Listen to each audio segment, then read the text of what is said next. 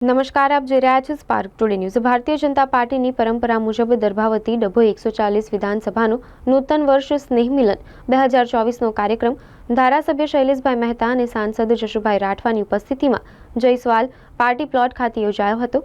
આ કાર્યક્રમમાં મોટી સંખ્યામાં કાર્યકરો અને હોદ્દેદારો હાજર રહ્યા હતા અને સૌને ધારાસભ્યએ નવા વર્ષની શુભેચ્છાઓ પાઠવી હતી। વધુમાં ધારાસભ્યએ જણાવ્યું હતું કે આવનારા વર્ષમાં વધુ વિકાસ 140 ડભોઈ વિધાનસભામાં વિકાસ થશે એવી ખાતરી આપી હતી। આ કાર્યક્રમમાં સાંસદ જશુભાઈ રાઠવા, વડોદરા જિલ્લા મહામંત્રી ડોક્ટર બીજે બ્રહ્મભટ્ટ, જિલ્લા પંચાયતના ઉપપ્રમુખ વકીલ અશ્વિનભાઈ પટેલ, પ્રદેશ કારોબારી સભ્ય શશિકાંત પટેલ, જિલ્લા મહામંત્રી ડોક્ટર બીજે બ્રહ્મભટ્ટ તેમજ ચૂંટાયેલા સભ્યો, વિવિધ હોદ્દેદારો અને કાર્યકરો ખૂબ મોટી સંખ્યામાં આનંદ અને ઉત્સાહ સાથે જોડાયા હતા। આજે દર્ભાવતી નગરીમાં દર્ભાવતી વિધાનસભાના નવા વર્ષના સ્નેહ મિલન પ્રસંગે ઉપસ્થિત રહેવાનું થયું। ત્યારે આ દર્ભાવતીના લોકપ્રિય જનપ્રિય ધારાસભ્ય આદરણીય શૈલેષભાઈ મહેતા તથા સમગ્ર ભારતીય જનતા પાર્ટીની ટીમ તથા ભારતીય જનતા પાર્ટીના તમામ કાર્યકર્તાઓને હું નવા વર્ષની શુભકામના પાઠવું છું અને ભારતીય જનતા પાર્ટીનો પરિવાર આ ઉત્તર પ્રગતિ કરે એ ઈશ્વરને પ્રાર્થના કરું છું। આજરોજ ડભોઈ દર્ભાવતી વિધાનસભાના ભારતીય જનતા પક્ષનો સ્નેહ મિલન સમારંભ હતો।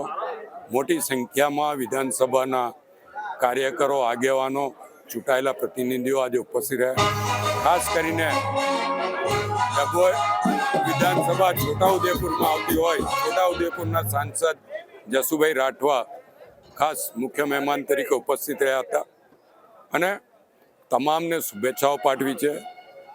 જે રીતે ડભોઈ વિધાનસભામાં વિકાસના કામો થયા છે એ પ્રમાણે મોટી સંખ્યામાં કાર્યકરો, આગેવાનો આજે ઉપસ્થિત રહ્યા અને તમામે શુભેચ્છા પાઠવી છે। આપના મારફત પણ તમામ કાર્યકરોને નવા વર્ષની શુભેચ્છા પાઠવું છું।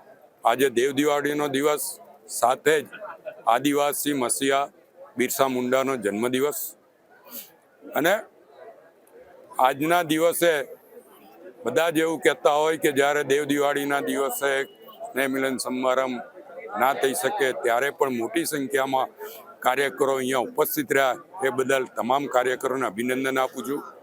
વડોદરા તાલુકા હોય, ડભોઈ તાલુકા હોય કે ડભોઈ દર્ભાવતી નગરી હોય અને સાથે જ બાયલી, ભીલ, કલાલી, અણખોલ આ વિસ્તારમાંથી પણ મોટી સંખ્યામાં કાર્યકરો આજે અહીંયા ઉપસ્થિત રહ્યા હતા અને કાર્યક્રમને સફળ બનાવ્યો છે।